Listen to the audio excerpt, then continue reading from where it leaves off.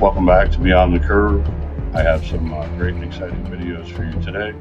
Don't forget to open your minds to see with your eyes the truth in plain sight. Together we'll expose some lies. Please hit that like button, share, comment, and subscribe. Let's do it. Welcome back to Beyond the Curve. I have some great and exciting videos for you today. Y'all gonna make me lose my mind. Up in here, up in here.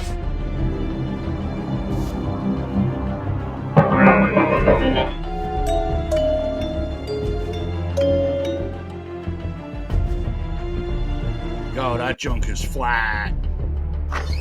We landed on the moon! The Matrix is real.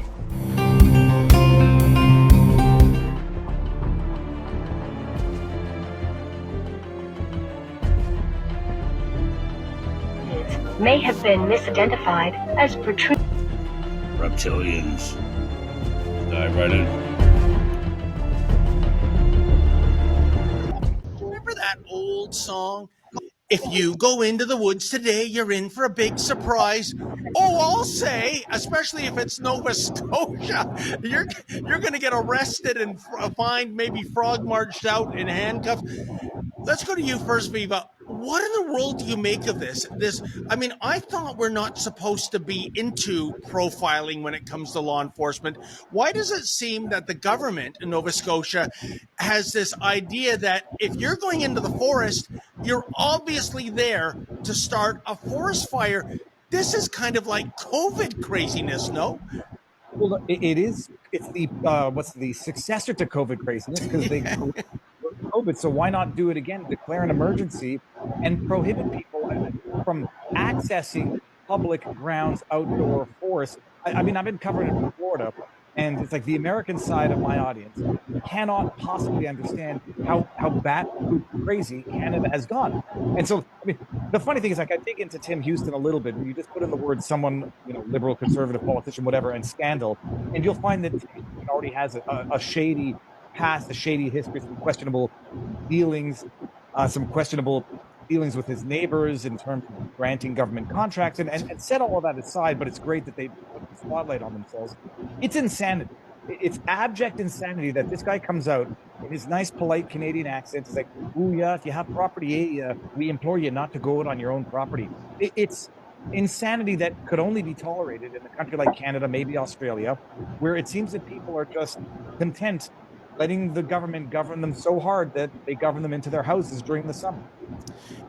Well said, Viva. And I think, Wyatt, what I find stunning is that Premier Houston is allegedly a conservative. He's about as conservative a premier as, I don't know, Ontario Premier Doug Ford, which is to say he's not anywhere near a conservative when it comes to upholding conservative values. That's one thing I'd like to focus on. Why is a conservative premier acting, like a Marxist, if you will? And secondly, in the big picture, is this constitutional? So if you haven't seen, they put a ban in Nova Scotia that you can't go into the woods for any reason. You can't hunt, you can't fish, you can't camp, you can't hike, you can't explore, you can't ride ATVs. If you own property with surrounding woods on your property, you can't go into them. You're facing a fine up to $25,000 and or a year in prison. I mean, if you think that this is only going to happen over there and not come here, it's like predictive programming. It's to set you up for when it comes here. It's like, well, they do it in other places. This seems normal, but it's not normal. Oh, sure, dear. Don't mind me. I'll just stay locked in my house while the government bans sunlight. Can't fish, can't hike, can't breathe near a lake without a permit signed in triplicate. Is this Nova Scotia or North Korea with lobster rolls? They told us trust the science, and now we can't touch trees in case it offends the climate. I'm sorry, is grass a threat now?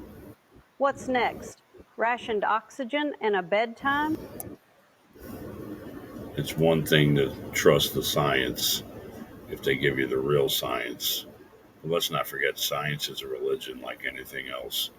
99% of it is theory, and they use whatever science fits the narrative at the time. Anyone that really believes in climate change ought to do a little research and find out nothing's been heating up ever. Give yourself up. But I didn't do anything. Warning you, boy, don't make a move. I'll blow your head off.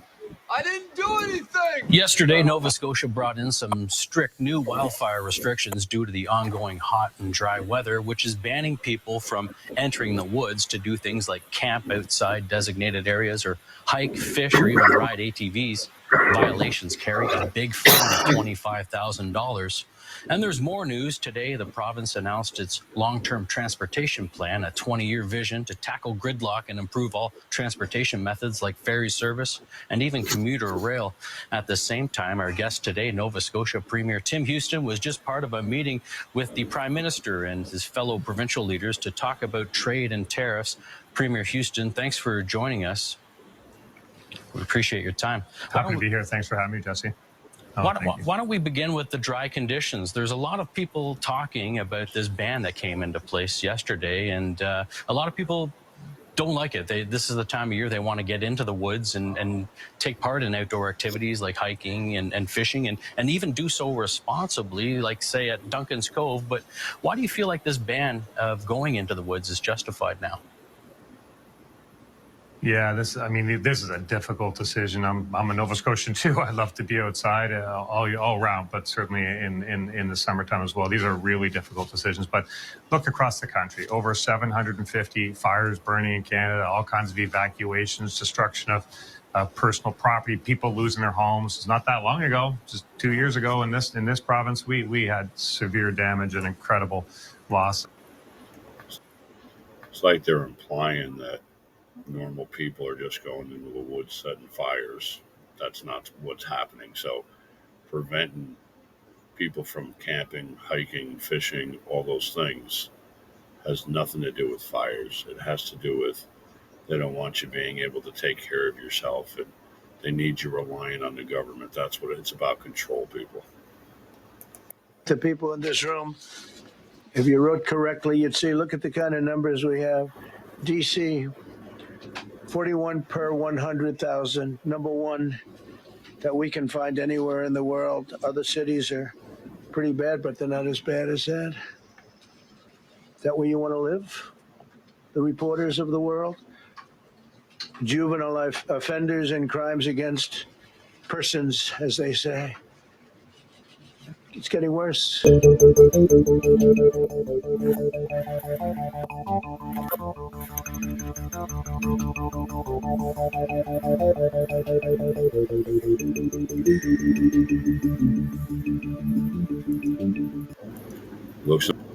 Looks an awful lot like martial law to me. Scary stuff. If you remember different TikToks and videos from years past, they'd show you the different prisons that were built or facilities that are fully manned with nobody in them, where the barbed wires on the inside prevent people from getting out. And they would show you the massive amounts of caskets, the plastic ones that can hold 5 bodies apiece, and all the videos of all the military vehicles and tanks and jeeps and stuff and on all the railroads going around, and everyone's like, oh, martial law is coming, it's coming, and then it didn't come, and everyone's like, oh, we were wrong. Maybe it's here now, people. Maybe this is just the beginning. I hope not. I'm officially invoking Section 740 of the District of Columbia Home Rule Act. You know what that is? The DC Metropolitan Police Department under direct federal control.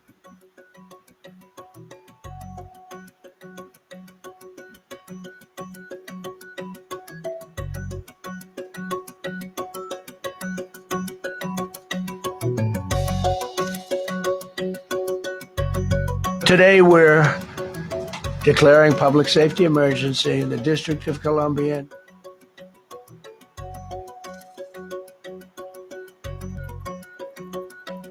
I'm announcing a historic action to rescue our nation's capital from crime, bloodshed, bedlam, and squalor, and worse. This is Liberation Day in DC, and we're going to take our capital back. We're taking it back.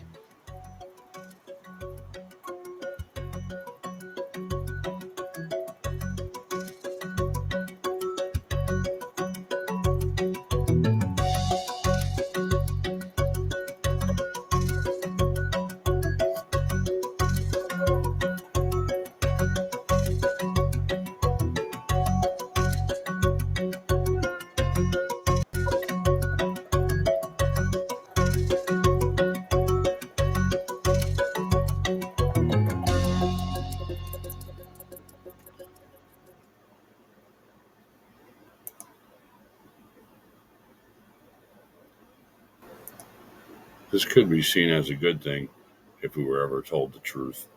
If the crime is really that out of control, it's not a bad thing to have law and order. But then again, if the crime is really that out of control, if they're telling the truth, there's better ways to go about it. You elect better judges, better prosecutors. You put people in jail for violent offenses. You don't federalize the police. And who thinks it's going to stop with DC? Because I have videos coming up where they're going to talk about just about every major city in the world. If they don't get their act together, they're going to come there and do the same thing. So, is this the start of a reset? Is this the start of martial law? Or are they really trying to clean up crime and homelessness? That's the thing. You never know because they don't tell the truth. Going to take our capital back. We're taking it back under the authorities vested in me as the President of the United States. I'm officially invoking Section 740 of the District of Columbia Home Rule Act. You know what that is? And placing the DC Metropolitan Police Department under direct federal control. And you'll be meeting the people that will be directly involved with that. Very good people, but they're tough and they know what's happening. They've done it before. In addition, I'm deploying the National Guard to help reestablish law, order, and public safety in Washington, D.C., and they're going to be allowed to do their job properly. And you people are victims of it, too. You know, you're reporters, and I understand a lot of you tend to be on the liberal side, but you don't want to get mugged and raped and shot and killed. And you all know people and friends of yours that happened. And so you can be anything you want, but you want to have safety in the streets. You want to be able to leave your apartment or your house where you live and feel safe and go into a store to buy a newspaper or buy something. And you don't have that now. The murder rate in Washington today is higher than that of Bogota, Colombia, Mexico City, some of the places that you hear about as being the worst places on earth. Much higher. This is much higher. The number of car thefts has doubled over the past 5 years, and the number of carjackings has more than tripled. Murders in 2023 reached the highest rate probably ever. They say 25 years, but they don't know what that means because it just goes back 25 years. Can't be worse. Our capital city has been overtaken by violent gangs and bloodthirsty criminals, roving mobs of wild youth, drugged out maniacs and homeless people. And we're not going to let it happen anymore. We've mobilized the DC National Guard. It'll be operationalized by the Secretary of the Army, Dan Driscoll, through the DC Guard. You will see them flowing into the streets of Washington in the coming week. At your direction as well, sir, there are other units we are prepared to bring in. Other National Guard units, other specialized units. They will be strong, they will be tough, and they will stand with their law enforcement partners. This is nothing new for DOD. As the president noted, at the border, we've got 10,000 troops down there who've been operating in defense cooperation areas, defense zones, where there's zero illegal crossings because of troops on strikers scanning the border. We've been protecting other people's borders for 20 years. It's about time we protect our own. Breaking news. President Donald Trump just dropped a political bombshell. He's not stopping at Washington, D.C. Now, he's planning to put cities like New York and Chicago under federal control. But then I'm going to look at New York in a little while. And if we need to, we're going to do the same thing in Chicago, which is a disaster. If you think this sounds extreme, here's what just happened.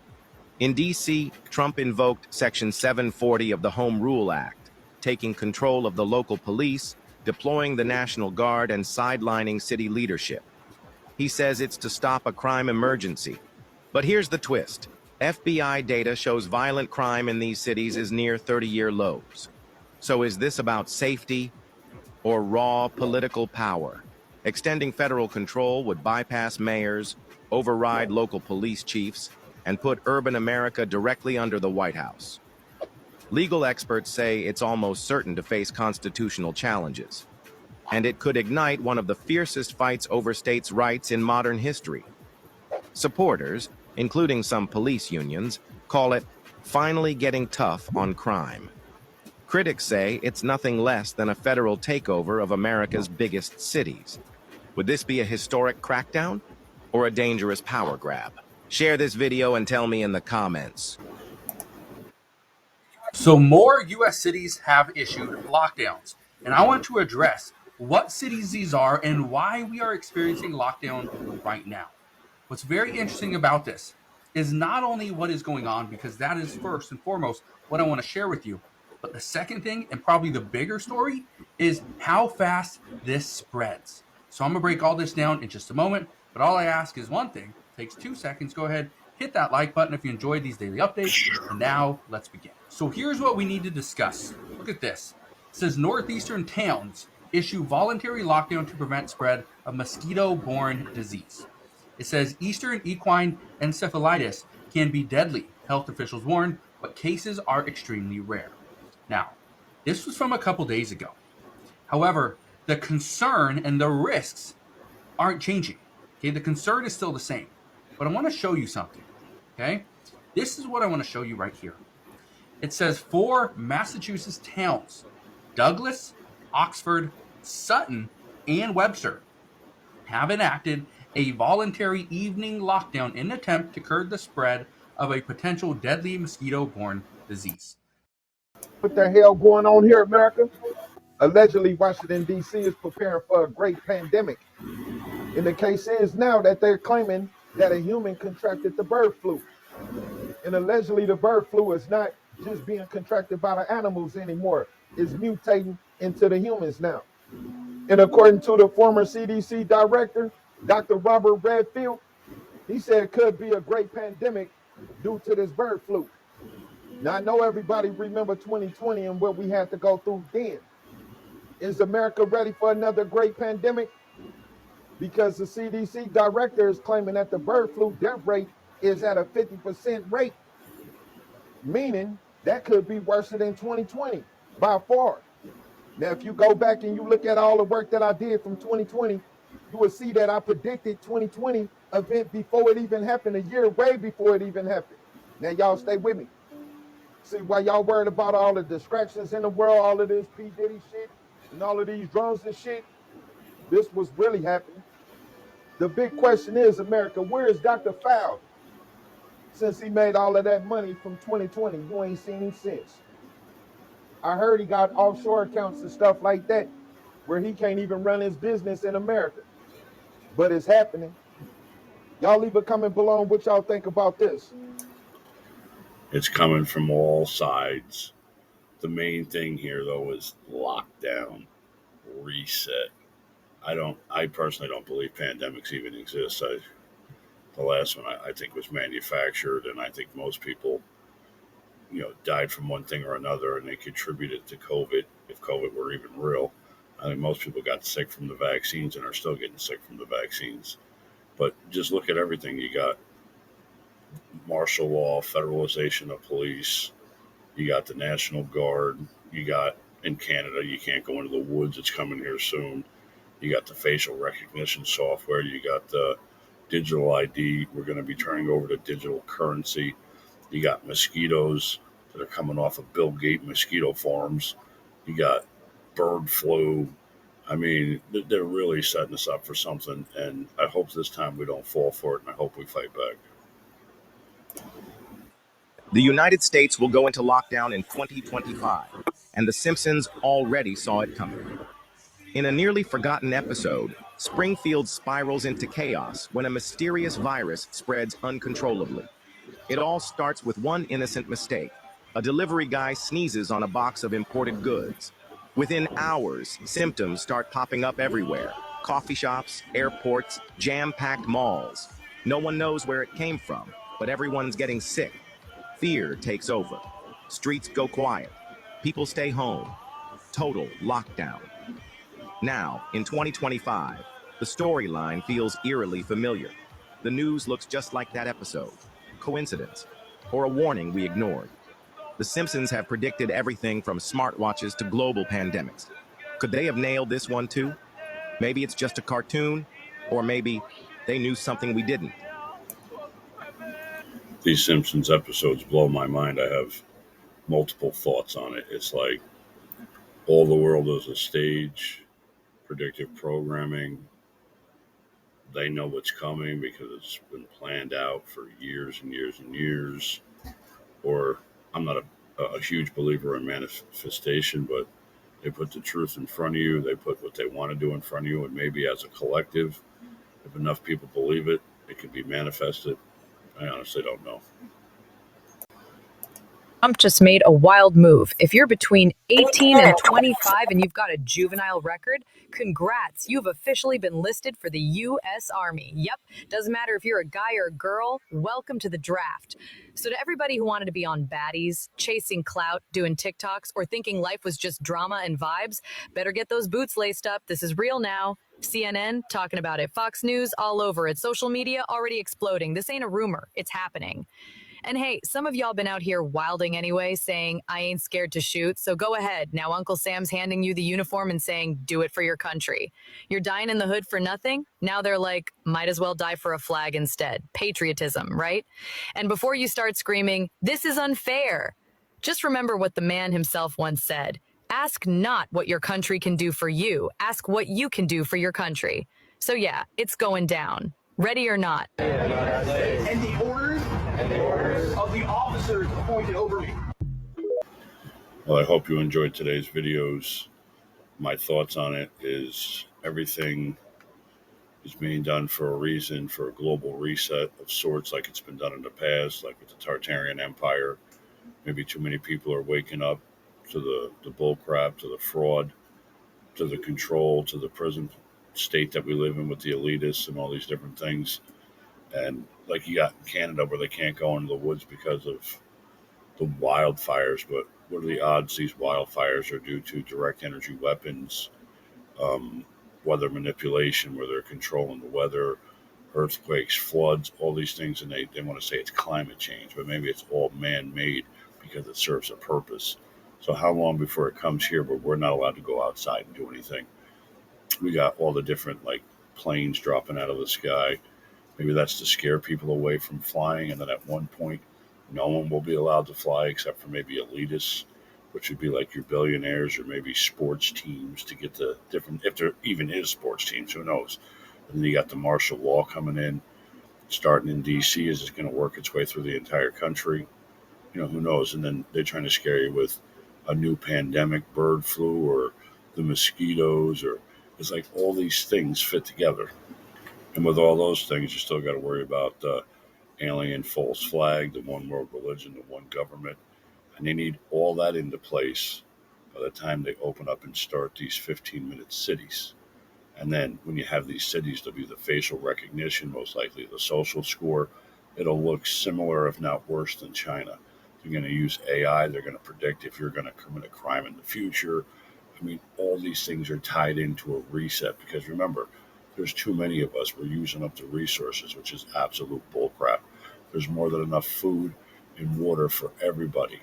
But they don't want to get rid of all of us. They want to keep the ones around that will fall in the line, that are easily programmed, because they still need people to rule over. What good is it to be a ruler if there's no one to rule over? You know what I'm saying? So you got to keep your eyes open. You got to critically think. And almost nothing they do or say is for our benefit. It's to keep us dumb. And people will scream out, for safety, but you don't realize what you're giving up for that safety. And it ain't really safety, it's control.